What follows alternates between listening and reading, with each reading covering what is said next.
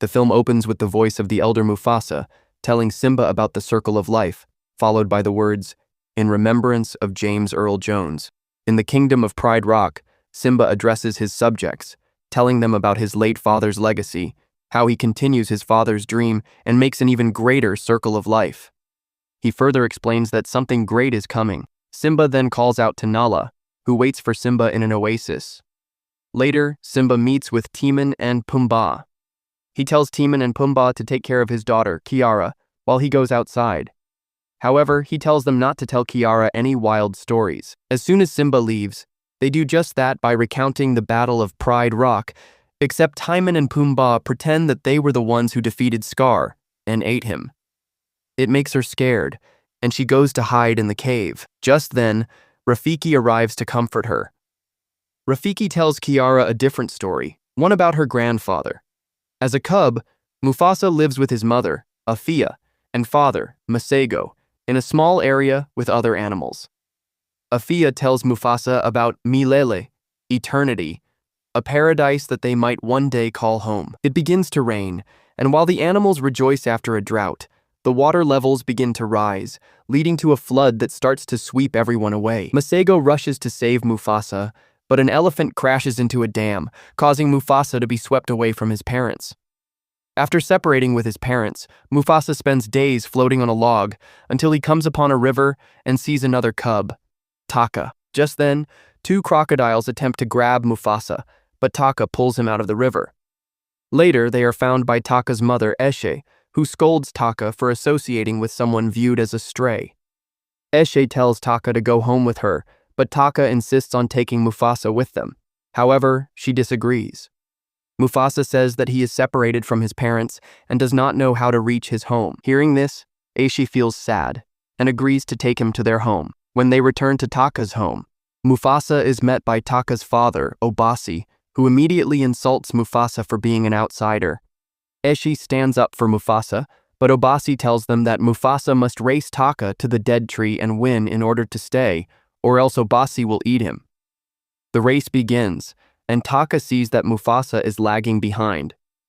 Taka lets him win so he can stay, but Mufasa is made to stay with Eshe and the other females. Taka, meanwhile, is happy to have someone like Mufasa, since he has always wanted a brother. Years pass, and Mufasa and Taka have become inseparable. Obasi still looks down upon Mufasa.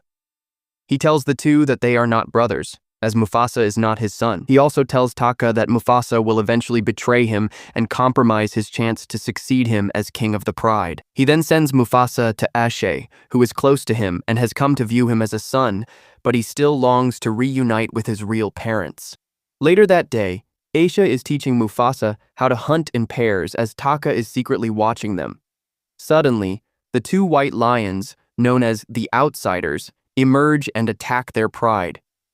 Mufasa rushes in to defend Aisha, while Taka panics and flees.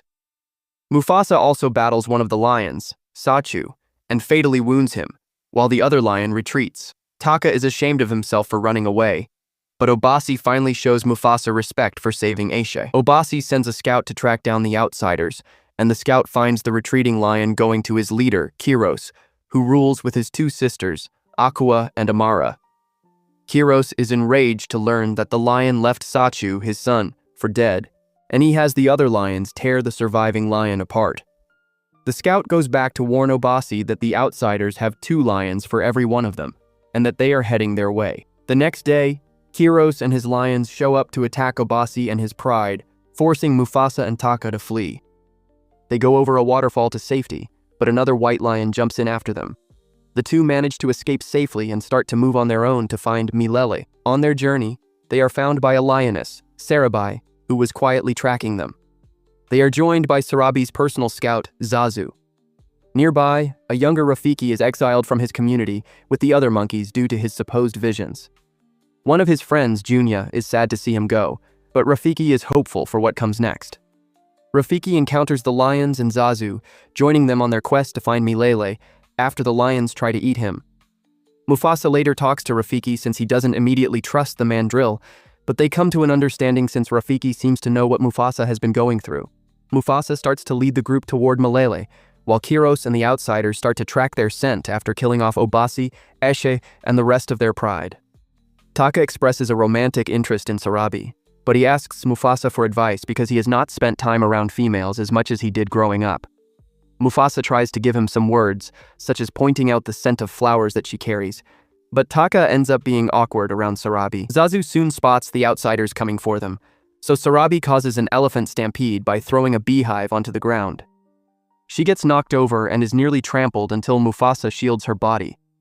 After evading the outsiders and surviving the stampede, Mufasa tries to give Taka credit for saving Sarabi. The group goes to hide out at some snowy mountains. They cover their tracks to ensure the outsiders cannot locate them. At night, Sarabi tells Mufasa she knows it was him who saved her, as well as knowing the flowers of the land she originates from. They start to fall in love, but Taka sees this and feels betrayed by Mufasa.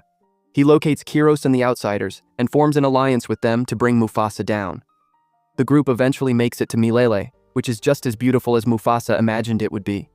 Unfortunately, Kiros and the outsiders have tracked them down as Taka left clues behind. Mufasa learns Taka is responsible, with his justification being that Mufasa has taken everything that was meant for him, his chance to be king and Sarabi. After a brief scuffle with Kiros, Mufasa goes to rally the other animals in the valley to stand together in the face of adversity, even though some of them blame him for bringing the outsiders to their land. The battle continues and Mufasa falls down into a cave where Kiros goes after him. The other lionesses, led by Sarabi, fight back against the outsiders. Taka finds Mufasa and Kiros, and then jumps in to take a swipe meant for Mufasa, causing Kiros to slash his face and give Taka his iconic scar. Just as Akua and Amara prepare to go for the kill, the rock they are standing on begins to collapse and crumble due to the larger animals charging all over the place, sending the outsiders plummeting to their deaths, and also forming what is now Pride Rock. Mufasa and Kiros fall into the water, but Kiros is crushed by a falling boulder and dragged further into the water. Mufasa swims up, and Taka considers letting Mufasa drown, but he pulls him up. The other animals come to view Mufasa as their king, even though he initially declines the opportunity and doesn't see himself as a leader. Rafiki convinces him that he brought the animals together, and they bow to him in respect.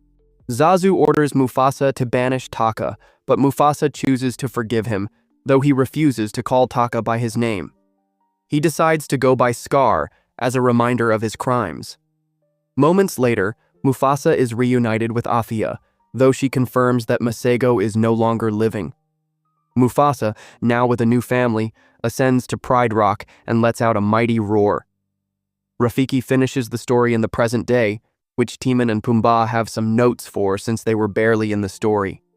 Kiara tells Rafiki she wishes she met Mufasa, but he tells her that Mufasa lives within her.